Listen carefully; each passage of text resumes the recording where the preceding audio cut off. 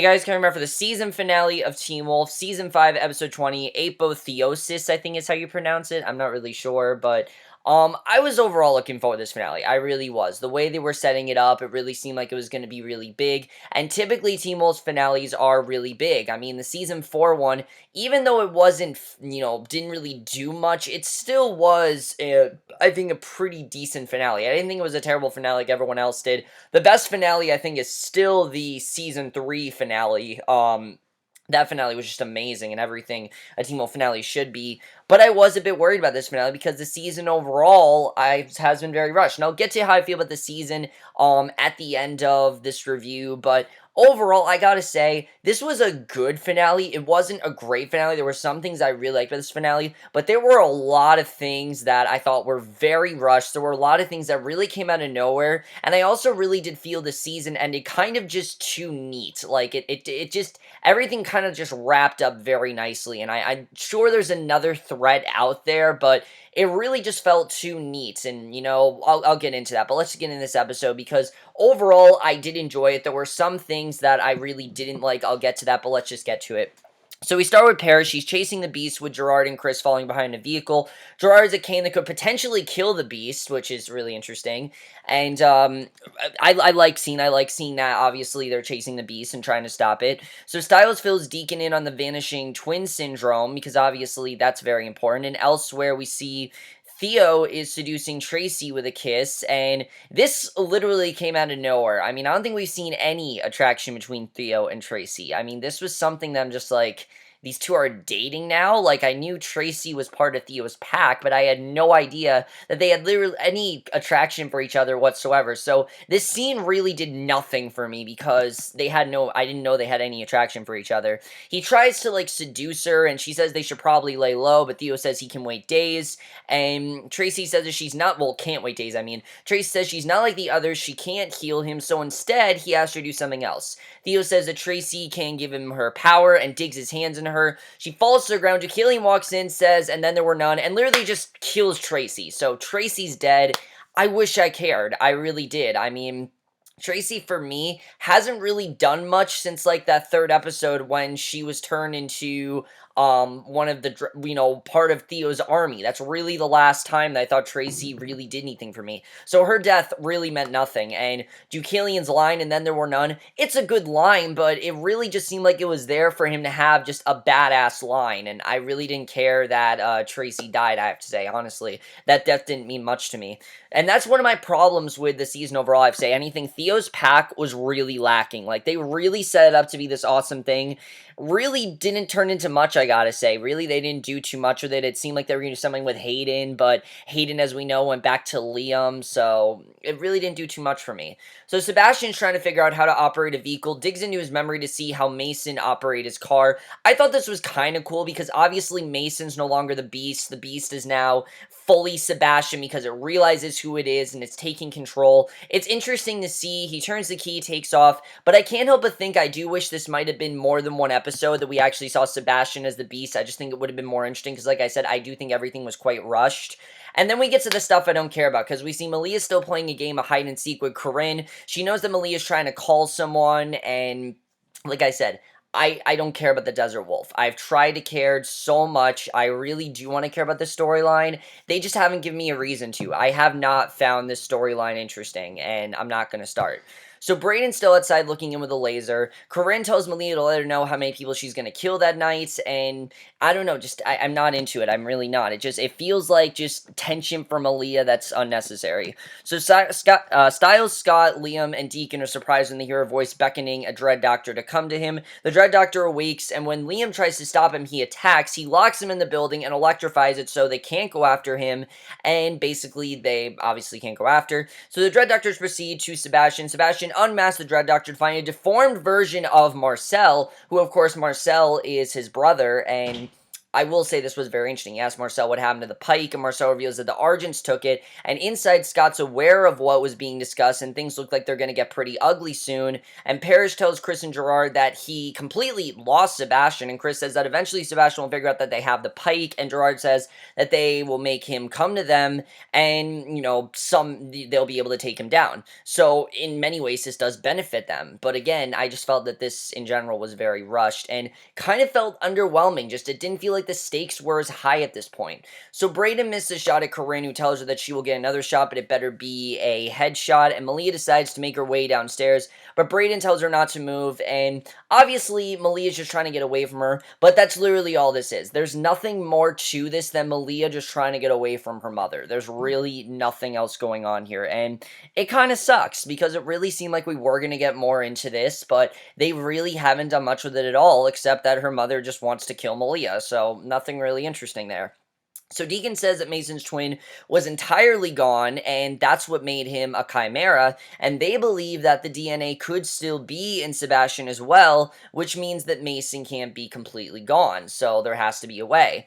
And Stiles and Scott realize that the drug doctors want Sebastian to remember his name. When a werewolf remember his name, he turns back into a human. But I do like that Stiles point out that it does seem kind of lazy for them to just call out, Mason's name and then have him just magically turn back. It just seems kind of, too easy to do that. But that's exactly what they have to do. That, when a werewolf remembers his name, that's when he turns back. I mean, that's what Scott does. When Scott hears his name, he turns back. That's just how it is, which is very interesting. It does seem kind of lazy, but luckily there was more to it, which I was happy about. So elsewhere, Sebastian arrives at the station looking for the Argents. He figures that the sheriff, that Stilinski knows who he is, and he realizes that the weapons won't be able to kill him either. Stilinski plants his gun on the table, says that it can do more damage with a musket, and Sebastian says he can walk it with his hands clean or drenched in blood, and you can tell that Sebastian's ready to kill him. I honestly thought Sebastian was going to kill him here, and Stilinski decides to hold off by Clark, who sees that the sheriff's gun drawn and fires, and again, I don't care too much about Clark. They haven't given me much of a reason to, because she is Hayden's sister, but they haven't had her in quite a few episodes, so this, again, really didn't do much for me. So Hayden and Lydia walk in, and once Sebastian tries to attack Lydia, she lets out a scream. He falls to the floor and looks up at Hayden. He stands to his feet, tells her that her name is Hayden before lunging toward her with his claws, and once again, Lydia's hurt. I mean, how many times do we need to put this character in danger? Here's my problem with this. They set up Lydia to be badass. I mean, she went through that whole thing with Meredith, getting her powers, getting stronger, and just becoming a full-on, warrior. I mean, it was awesome to see, and this is what they've reduced her to. Literally, she's just getting hurt every episode. If Lydia's just going to be a damsel in distress, I mean, what they do with her this entire season was pointless. That was her entire arc. Her entire arc was either the Parrish thing, which went absolutely nowhere, and it has nothing to do in this episode, by the way. It went absolutely nowhere, or Lydia being this fighting badass. I mean, they really did nothing, and it just led to her getting hurt again. She's rushed to the hospital. She's been stabbed in the neck by Sebastian's claws because apparently she's completely useless. It's really stupid. And elsewhere, Corinne's trying to lure Malia out, and Brain tells Malia not to listen to her. Corinne says she is back to get what's hers, and that Malia's birth felt like a parasite. She says that Talia says it was a beautiful gift, but it really was theft, and Corinne makes her move to the stairs, and a shootout between Brain and Corinne occurs, and basically Corinne's just stating exposition at this point. If you guys don't know what that means, you probably do, but it's when a character says things that they wouldn't normally say, so the viewer can understand what's going on. I didn't need all this talking in between. I didn't really need all of that, really. And I didn't really need this plot in general. I really found it to be unnecessary and didn't really do anything for me. Brayden misses. Corinne ends up on the opposite side of the same wall as Malia. And again, I don't care. I want to care. I just don't. So Hayden brought Sebastian to Theo's lair, but he doesn't find what he's looking for. Sebastian sees the painting of the beast and the hellhound. He knows the hellhound is Parrish, and when Hayden tries to attack him, he stops her, wounds her with his claws, and even Hayden can't stop him. I mean, we've seen that Hayden's more powerful, and even she couldn't take him down. So with sound distraction, he moves on. Theo and Deucalion are making their way through the tunnels, but Theo betrays him by electrocuting him, and Theo says he will just have to bring Deucalion Scott's eyes, and that's all he has to do. That really, because obviously Deucalion says he wants Scott's eyes, but you can tell that Deucalion's been in power. He really has. He's wanted something more, and Theo betraying him, I mean, was very interesting, and I can understand why. I mean, there's definitely been a power struggle there. They've both wanted very different things, and Theo's obviously going to get what he wants, which is very interesting. So Stiles visits Lydia in the hospital, and she asks him if he found something. By the way, I was very confused by Theo in this episode, let me just reiterate, because it really seemed like in the last episode, Theo was with Scott's pack, like he was on the same side, and now all of a sudden he's not. So I really couldn't tell what they've been doing with Theo. Theo's a character that I really think has been very underutilized. They started him out as the big bad of this season, the one that everyone was going to trust, and then realized they shouldn't trust it at all. He was going to turn against them, then turn on Scott. That's where I thought we were going. Then we introduced the Beast, and I honestly think that fucked up this entire season. I'll get into that when I get into the full season, but I really think they haven't done anything that great with Theo's character since they introduced the Beast, I have to say. I've really been very lost with what his purpose was. So Stiles visits Lydia in the hospital. She asks him if he found something. He tells her that they did and it was her and that she's the one that's going to help them save the Beast. Hold the phone here. If she can get hurt by the Beast, how the hell is she going to help them? That's what didn't make any sense to me. If she's the one that can help them, why didn't they just use her in the first place and then she wouldn't have gotten hurt? I mean, it felt very unnecessary, and it just felt like we need another scene between Stiles and Lydia, and we just need Lydia to get hurt again. It's stupid. Now, do I think Stiles and Lydia are going to get back together next season? It really seems that way. I mean, Stiles and Malia are not together. Lydia and Parrish are not together. I kind of feel like that's where they're going. But again, they said this whole thing with Lydia and Parrish, and there's not much they did here. I mean, the most we get's in this next scene where we see Sebastian still following the trap set by the Argents, and Parrish feels that Lydia's badly hurt. And again, that's really all we get of Lydia and Parrish here. And I'm not saying that's necessarily a problem, but so much of the first half of the season focused on Parrish's infatuation for Lydia and how much he cared about her and how he was afraid of hurting her. It was a very good arc to take the character, and it seems like they've kind of just dropped it. Parrish, in general, hasn't really done much since we found out that he's the Hellhound. Chris tells Parrish that they have to keep pushing and that Parrish saved his life once, now he's going to save Parrish. Chris tells Parrish that he was the one facing the Beast in the fresco, and Parrish turns to see the Beast, switches into Hellhound mode, and we finally get that awesome showdown between Parrish and the Beast that we've been wanting to see. Scott walks down the hallway of the hospital to Liam and tells him that Lydia is going to be okay, but she can't really talk, so therefore she can't really help them. And Liam says it's really over, there's nothing they can do to save her, and I was like, alright, this is a good direction to take the show. End things dark. I wanted them to end things in a dark direction, because I want to see them lose. They don't need to win every single time, and I feel like that's been a problem. They always win, and I feel like this was a time where they didn't need to win. They should have lost. I mean, the Beast really seemed impossible to defeat, and at this point, they really think we're shit out of luck. We can't really do anything. Lydia can't help us, because she's can't really talk, and, Parrish can kind of help us, but he can't really do anything either. So, really, no one is of service to us right now. But Scott then looks at his phone, sees the voicemails from Kira. He checks them, hears that she was leaving, but plans to come back to save Mason. Again, very similar to what happened in the first half of the season when she just left town and then come back. Really just shows, I think, how irrelevant Kira's been all season, which I'll get into. So Scott tells Liam to get up because he has an idea and it's not over. Liam, Stiles, and Scott get into a room with Lydia and Scott's mother, who injects her with a cortisone shot, and Lydia's planning on leaving the hospital, but Scott gives Stiles something to deliver to Malia, and magically Lydia's okay. Just randomly, she's awake, everything's fine, and again, this just seemed like a plot device. The only reason I think this happened again was so we could have that scene between Stiles and Lydia, and it just really felt unnecessary. I want to see these characters face problems. I want to see them face genuine problems. I don't want to see everything just work out so easily. Again, this just seemed like a very easy way to get Lydia out of this coma that she was in or whatever she was in. So basically, Scott gives Stiles something to deliver to Malia. Chris and Gerard are still helping Parrish when it comes to taking on the Beast, and Stiles arrives the worst possible moment in the house where the standoff is happening and Malia has to save him. The attack begins, and Theo electrocutes Scott and Liam, but Scott manages to get to Lydia. During the mix-up at the house, Stiles is stabbed near the heart with a shard of glass, and Malia sees it, and I'm like, shit, are they gonna kill Stiles? I mean, I have heard so many rumors that Dylan O'Brien's leaving the show. Stiles is dying. Stiles is gonna be gone. I genuinely thought this was gonna be the end of Stiles, and if this was the end of Stiles, it would have been a really shitty way for him to go.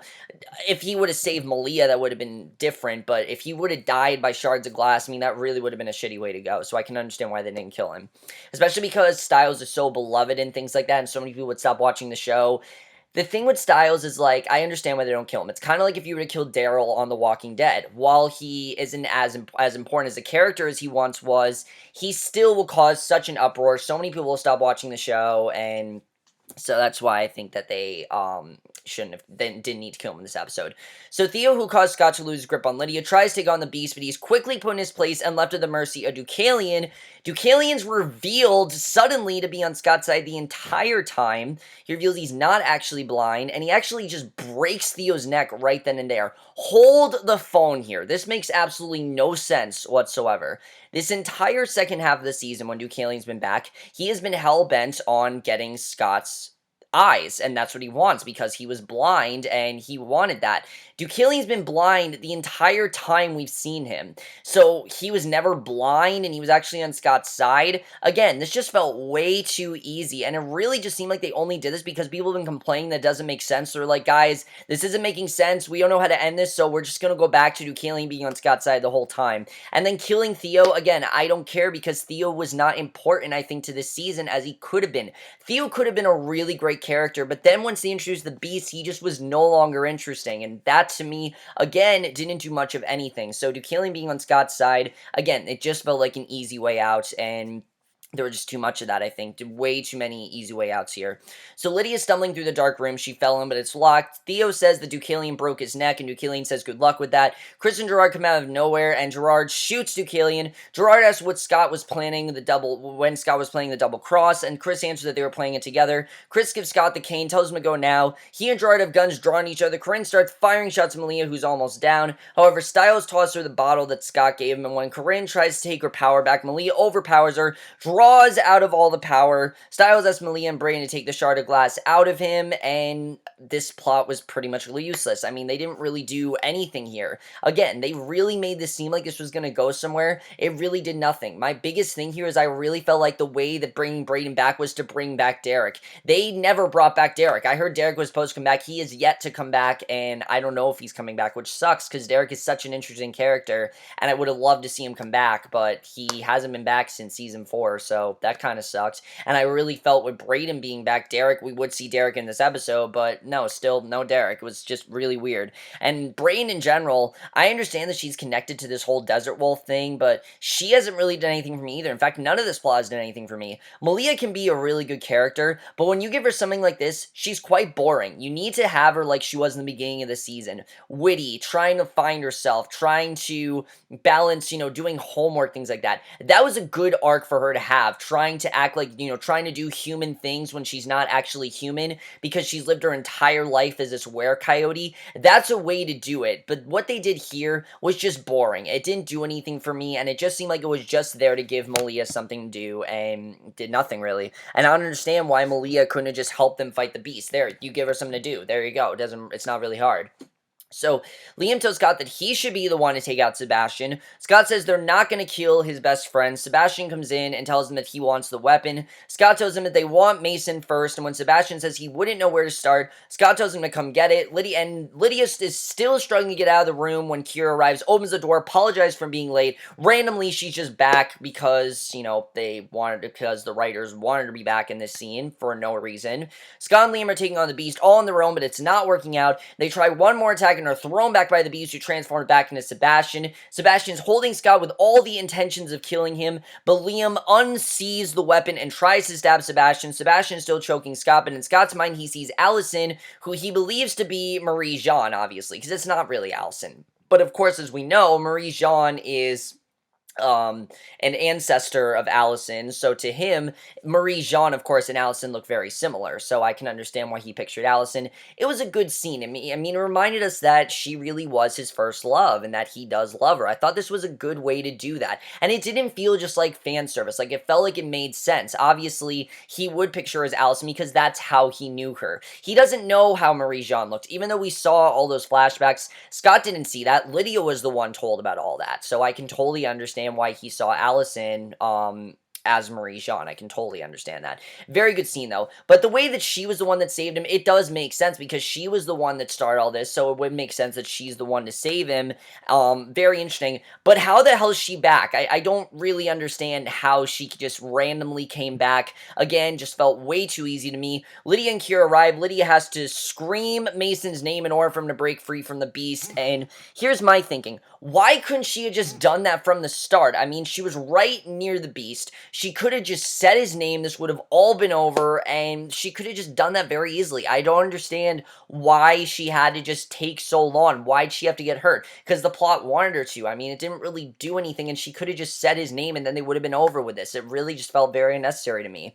So Corey's there to catch him. The Spear of the Beast tried to run. Parrish catches it, calls on Scott to throw the weapon. He does, and the Beast disappears, and Scott asks if everyone's okay, and out of nowhere, Theo says not everyone. He tries to electrocute them. Akira stops it with his sword, says the Skinwalkers have a message for him. She says his sister wants to see him, opens up a portal to the ground. His sister takes his leg, pulls him under, and Theo's just gone, I guess. Theo, I guess, is going to be reunited with his sister. I don't know if we're going to see him again, but I feel like they just did that because they're realizing, hey, Theo's not working. We got to just get rid of him because he's not working in the show because they didn't really know what to do with him. So, all right. I mean, again, very lazy, but I'm not surprised because this entire second half of the season has been very messy.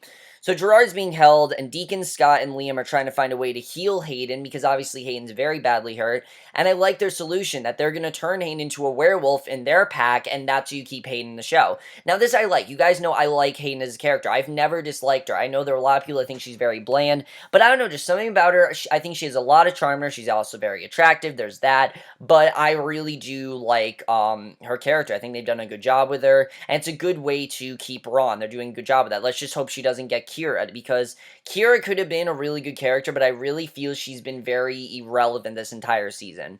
So, Stiles is alive, his father says, and Stilinski says he helped save the entire population of Beacon Hills, and he welcomes him to his future career in law enforcement. So Stiles seems like he's going to become a police officer, and we know this is something that Stiles has wanted to do. He's wanted to help Stilinski, and finally, since Stilinski sees what he's capable of, he's saying, all right, now that you've proven to me what you can do, now you can become a police officer. And I think this is a good arc to take Stiles in. It gives Stiles something to do, it gives him something to do next season, and it makes him relevant to the plot, which I really did like seeing. So Lydia and Malia arrive at the school where everyone's just safe now. Everything seems okay. The thing here was, though, that we've seen them at school. Like, it didn't really feel like safety to me, because we've seen them at school these other episodes, and the show promised for things to get dark, and I don't really feel it ever got as dark as it should have, and for me, again, not really much for me here. So Scott and Kira are making out in the desert. He asks her if she wants to do this. She says she has to because she made the Skinwalkers a deal, and she'll be there as long as it takes. She gives Scott one of her tails and tells him to keep it safe for her. She joins the Skinwalkers, disappears in the sand. I feel that Kira's going to be gone for a while, which I don't have a problem with. Kira, for me, hasn't done much. I've been very confused by the Skinwalkers. I really have. I haven't been into it. I have to say, the Skinwalkers really was when I was like, what's going on here? I haven't understood it, really, and I think, like, now, with that, I feel like now's just the time to have Kira go there, bring her back when you need her, and that's fine with me. Kira just hasn't really done much for me, I have to say. I like her and Scott as a couple. I really do. I think she's a good girlfriend to Scott. I like her overall. But let's face it, she is kind of one-dimensional, and Arden show nothing against the actress. I don't think that this was really the direction to take her in this season. I really don't. So Lydia tells Stiles that Kira has to come back because she was to graduate, and finally they reiterate that they're graduating and that they're seniors. It seems like they haven't mentioned this in episodes. I am so happy they finally talked about this. And Stiles says they all find their way back to each other, even Allison, and he reveals that Sebastian saw Allison and Scott and that she saved Scott's life. Scott went on to find the Allison's initials in the bookcase of the library, and it's a good scene. I like seeing that because, one, it reminds us of the camaraderie that they all had and the promise they made to each other, and two, it also reminds us that Scott will always love Allison. I think that love is just, that's something he'll always have. Even though she's dead, he'll always love her, and there's something really sweet about that. I don't know what it is. There's just something really sweet and genuine, and I really like that. So he rejoins Stiles and Lydia, as all seem right in Beacon Hills once again. However, there are tracks from the chamber in the Dread Doctor's lair, and they lead to an opening, and I believe that we're going to be dealing with the Nazi wolf next year. The Dread Doctors are still there, and that's where the season ends. So overall, guys, very messy finale. Very messy. There were a lot of things I really did like. I liked, I'll say, like, the last, like, 15 minutes I thought were really good. The rest of this finale I thought was very messy. I really did. I feel like there were a lot of opportunities that just weren't as well utilized. And let me explain. The first half of the season I loved. I don't have really any complaints with the first half of the season. They built up things perfectly. And I know some people said, oh, this season's been too slow. I don't think that's the issue at all. I think the second half of the season is exactly the problem. Everything after episode 11, which episode 11 was a great episode. I thought they did a great job with that. But then episode 12, it took very short amount of time to get Stiles back. Then they got Kira back. Then they got Malia back. Then they got Lydia back. It took a very short amount of time to get everyone back, and that's really what didn't work for me. I mean, it should have taken more than one episode to get Stiles back. We know how bad that fallout was between Scott and Stiles. It ultimately led to nothing, and it really seemed like the show was afraid of exploring new ground. They wanted to keep things, the way that the fans liked them because they didn't want to disappoint anyone. And that's when you know a show is very lazy. It really just seemed very lazy to me, and it didn't really work, I have to say. And that's a lot of what's been happening this season. Kira no longer was interesting. I mean, she left the show to get away from Scott. That was, I thought, her purpose, that she wanted to leave because she just couldn't do it anymore. This whole Skinwalkers thing, I don't think should have been a thing this season. I think that should have happened next season. In fact, I don't think we should have seen Kira this season at all. I think we should have seen her next season and then, have her gone this entire season, have Scott have to deal with her and things like that, because we just so quickly rushed through things and then got to things. Then the Beast really ruined everything. I mean, it really seemed like the Dread Doctors and Theo were going to be the villain of the season. Look back at episode 11, guys. That really makes us think that Theo is going to be the villain, that Theo is the one that orchestrated this entire plan. And then all of a sudden, Theo is sidelined and the Beast was controlling everything. And I'm still very confused as to what the Dread Doctor's purpose is, because they're still around next season. And I'm going to say this, the Dread Doctors can be really good if they focus on them more. They focus so well on them the first half of this season. The second half, not really. The Dread Doctors were kind of an afterthought. The Dread Doctors were just there to get the Beast to remember his name. That's not really what you do with someone as powerful as the Dread Doctors, who literally messed with all of them psychologically, and that part of the show really went away. That was the thing I was so impressed by this season. It was such a psychological first half of the season, and then they just kind of went away from it. They started exploring all of these things, and they might have seemed like good ideas on paper. It just wasn't the time to do it. The Beast never felt that threatening to me because they didn't really get to explore it as much as I would have wanted them to, because they focused so much on the Skinwalkers and the Desert Wolf, which really led to nothing. Theo's pack also led to nothing. They could have done so much more with Theo's pack. Had us, like this, have us relate to this pack, have us, know their goals more, and not introduce Deucalion, who again, I feel like was just there to take down Theo because somebody had to do it. And it really didn't work for me. Tracy being there, they could have done more with that. Hayden, they didn't really do much with her character. I mean, really, it's all the second half of the season that really made this very underwhelming for me. I really love the first half of the season. You guys know that. I was praising the first half. I'm saying, wow, it's going to be the best season of Teen Wolf. And the first half of the season, I was really convinced. And then this happened, and I'm like, this is like season 4. Season 4 had all these things, and then it led to nothing. And the same thing happened this season. It led to nothing. I'm really hoping the next season it leads to something. And I do think next season is going to be the last season. And I know I said that this season, that should be the last season, but I knew there was going to be a season 6. I knew that. And I do think the next season is going to be the last one. I mean, just the way that things are going, I don't really see what else they can do here. There are a lot of things they can do with Lydia, for example. I mean, I really want to see them give Lydia more to do. Don't just make her a damsel in distress that goes into a coma every 5 seconds. That's not a good direction to take any character, really. Never do that. I don't want to see them do that. They shouldn't do that, and I hope they don't do that next season. As far as what the demon's going to be next year, I don't know what it's going to be. We'll have to see what happens there. I don't know who they're going to have to take on next year. Definitely, it's going to be very interesting to see. But overall, guys, let me know what you guys saw this season. Like I said, there were a lot of things this season that ultimately really led to nothing for me. That was the thing. The Beast really didn't lead to much except for Scott realizing he still loves Allison. And I really wanted more consequences. There aren't many. The group is back together. The group is happy. Yeah, there's another enemy to defeat, but that's just Scott's life. There'll always be enemies for him to defeat. They'll never be completely safe, but they feel safe now, and I want to see them really go more into them graduating things like that. I would just want to see more higher stakes, and we're not getting that. That's what I want to see. I want to see things much more intense. I want a much darker, I want it to be darker, and that's what we were promised for this half of the season. We really we really didn't get that. But over guys, let me know what you guys saw this season. I'd love to hear your thoughts on it. I will see you guys in my next video, which will be for, I think, Colony, and I will see you guys for that. Okay, bye.